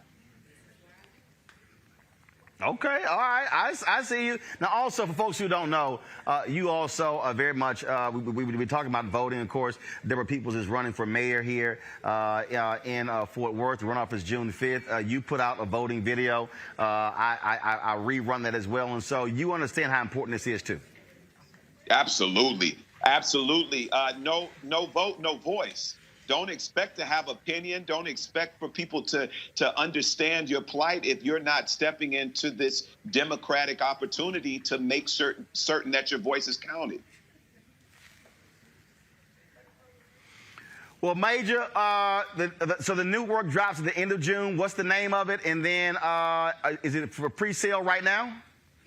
No, it's not pre-sale right now. Baby, Will You Love Me? It's been teased right now in the Black Love series on OWN right now.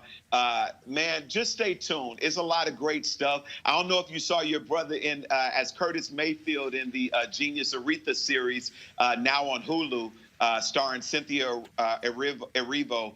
But, man, I'm putting in work, man. So stay tuned for new music, new TV and film stuff. We doing it, man. Okay. Well, man, certainly glad to hear that. And so, look, you got to sing a little something, 5th anniversary of your hit song. So go ahead and sing a little bit before I come back to close it out here in Fort Worth. I found love in you, and no other love would do. Every moment that you smile chases all the pain away. Forever and a while, in my heart is where you'll stay. This is why I love you. This is why I love you. Yeah, baby. All right, then. Major, always good to see you, my brother.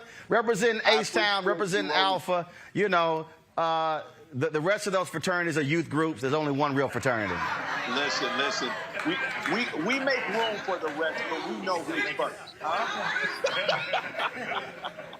You know, we just let them know. Is Scott Bolden still there? Scott Bolden, you still there? Cap is in the house. Newt's in the house. Oh, man, that's unfortunate. Yeah, no, Lil Kappa's in the house. No, it's all love. It's all love.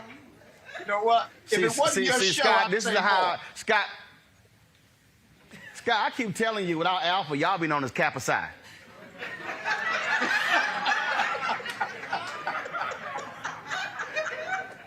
You Roland, need our play name nice, to complete play y'all nice, name. I keep telling you, who's your daddy? Roland, play nice, Doc. They know. They know. No, Major, I don't play nice. Major, I don't play nice. I put folks in rhetorical body bags. I don't play nice. Major, I appreciate it, my brother. Thanks a lot. Thank you so much for having me, King. Keep it going. I appreciate it, Fred. Thanks a lot. All right, so I'm going to take questions from my panel, so I'm going to have to relay them to them because Deborah doesn't have IFB.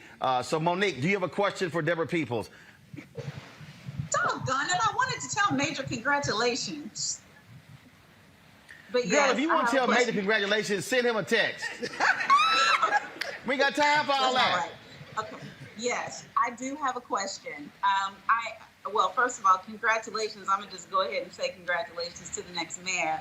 But what I'd like to know is... She said, congratulations to the next mayor. I feel like I'm an interpreter. You would like to know... Wasn't I speaking in English? Monique, come on. I want to know what we can do. She wants to know how to give money to my campaign, right?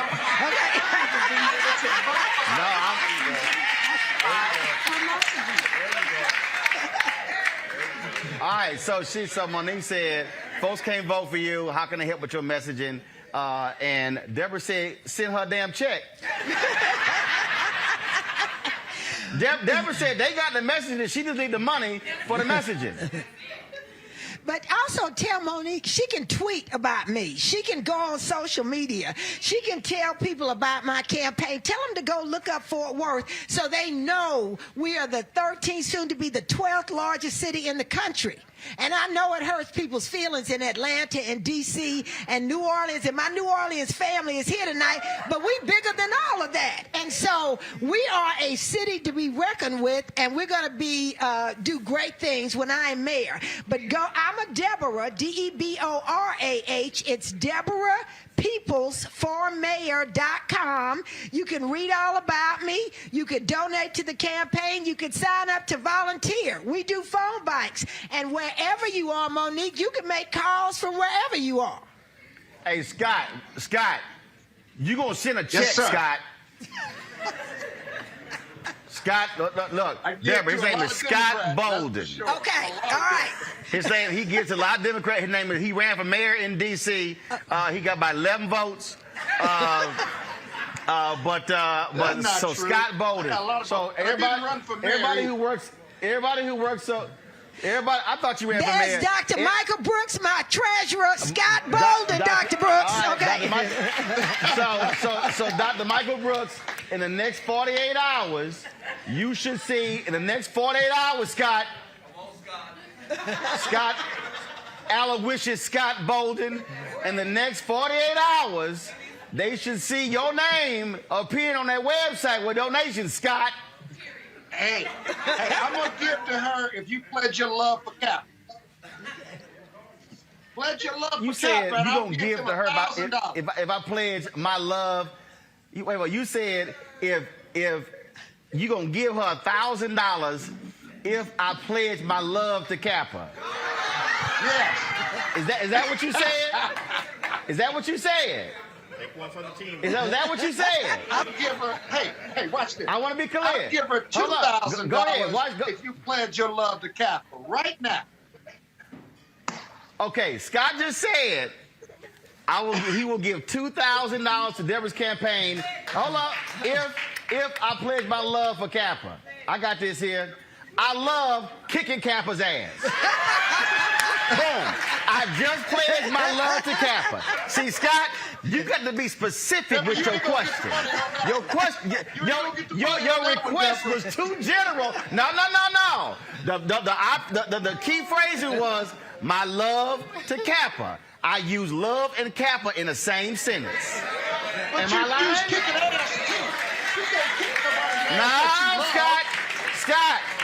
Scott, that's what happens when an alpha outsmarts you Kappas. Hold up, Scott. We alphas love to outsmart you Kappas. See, I did it twice. Send that $2,000, and they gonna let me know in the next 48 hours. Matter of fact, Scott, get a website right now. Scott, pull your credit card out right now. Open up another window on your computer and send the money right now. And they gonna let me know if it hit. Come on, pull your American Express card out. Deborah, give Scott the website. Deborah, D-E-B-O-R-A-H, Peoples, P-E-O-P-L-E-S, formayor.com. And Scott, I am sending you some Delta love. Good.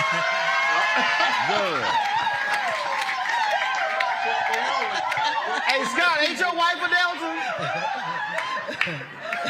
Scott, ain't your wife a Delta? No, she's. Scott, is your wife a Delta or AK? No, she's not. She ain't Greek? But I don't know why she married you. All right. Hey, Robert Patillo, sell one of them 45 guns you have and send that money to Deborah. Robert Patillo, no, Scott, you don't get a question. You got to send a check. No, Scott, what? What's your question? I can't ask her a question? Damn. No, Scott, you want to ask a question, you got to send $3,000. See? The price go up. What you want to do? See, he ain't trying to ask a question now. All right, Scott, what's your question? Hurry up. Scott, hurry up. They really do. Hey, Scott, you're a lawyer. The FCC does not regulate online. They only regulate broadcast entities. Well, that's the law. See, boy, I keep telling you, Alpha. Whoever regulates you hey, Scott, needs to get on your job. Scott, my mama and daddy don't regulate me, so you need to go ahead and be quiet. Robert Patillo, what's your question? Or you gonna send, no, Robert, you gonna send some money to, you're a lawyer. Robert, you need to send some money to the Deborah campaign. Roland, I work for a non-profit. That's the difference between me and Scott and his palatial estate. Hey, I don't want to hear that non-profit stuff. Sell one of those AR-15s you have and go and raise some money. You know all them guns you love in Georgia. Next to me right now, besides this one. But I did have a question. What we have Robert, seen go is sell that gun. Come on, what's your question? Hurry up. We've seen police unions attack many black female mayors, from Keisha Lance Bottoms in Atlanta to Mayor Lightfoot in Chicago. What would be your strategy for police reform? Because they like to use the pejorative term defund the police. What would be your strategy for bringing more accountability in law enforcement? You said police unions are attacking black female mayors all around the country. Absolutely. And is it happening here? And what is your response to them about police reform? And so how are you responding to that? Robert, absolutely. We've already gotten the classic defund the police mailer. It's already been out there. But I tell people all the time, my brother was a policeman, my sister was a constable. We want to be safe in our homes just like you want to be safe in your home. We want transparency and openness. And when something happens, like the Tatiana Jefferson shooting, we don't want to wait days to get the tape. We want to see the tape right then. And people want to see justice done. I mean, it's just that simple. So I can take their attacks. I mean, can take their attacks all day long. But until we change the face at the top, we're going to continue to see that same kind of battle going on. And that's why I'm out here running for mayor. All right, then. Scott, Monique, Robert, I certainly appreciate it. Thank you so very much. To all the folks who are watching, who watch us on YouTube, on Facebook, on Periscope, and Twitter, this is why we launched this show September 4th, 2018, because an opportunity to give voice to folks. As I said, we were in St. Louis with Tashara Jones. We're here. We've been actually in other cities as well. We spent 5 weeks. We literally moved to Georgia to help John Ossoff and Raphael Warnock win there. This is what happens when you own your own stuff. You don't have to ask somebody for permission And that, which is part of the issue. That because bottom line is when we have to ask other folk to cover us, then we might get 2, 3, 4, 5 minutes as opposed to being able to broadcast live from 2 hours. And so I appreciate Bishop Spears having us here at the Petroleum Club. Want to thank everybody for coming out here as well. For those of you who are watching, y'all can support this show. Your dollars make it possible. Last year, our fan base gave $672,000 to our show to make it possible for us to do what we do. Support us via Cash App, $RM Unfiltered, Venmo.com/RM Unfiltered, PayPal.me/R Martin Unfiltered. Zelle, of course, is Roland at RolandMartinUnfiltered.com. So, folks, use any of those platforms. We're going to be in Tulsa tomorrow, beginning our 6 days of coverage commemorating the 100th anniversary of the Tulsa race riots. So we look forward to being there. Let me thank everybody here. Deborah, thank you so very much. Congressman Mark Veazey, I appreciate it, my brother. Thank you so very much. I want to thank Bishop. I want to thank, I saw Commissioner Brooks. I saw him. What loud Mary Ellen Hicks. Yeah, just ain't nothing changed. She was loud 30 years ago when I was here. Ain't nothing changed. And so I see all my Alpha brothers in the house. I appreciate all of y'all here. Thank you so very much. For the rest of y'all who join the youth groups, whatever.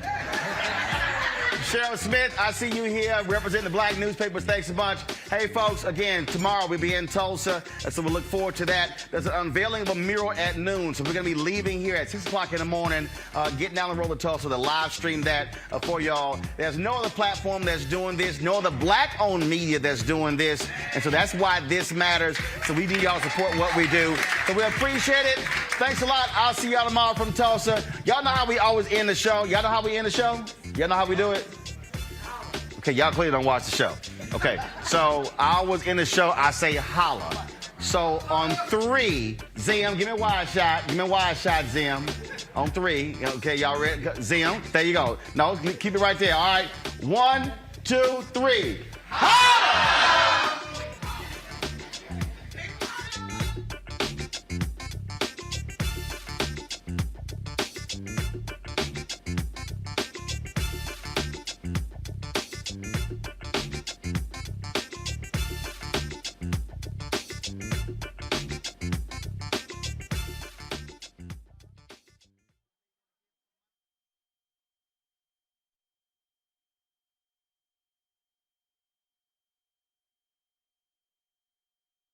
And how you, the nation's largest financial institutions, use other people's money.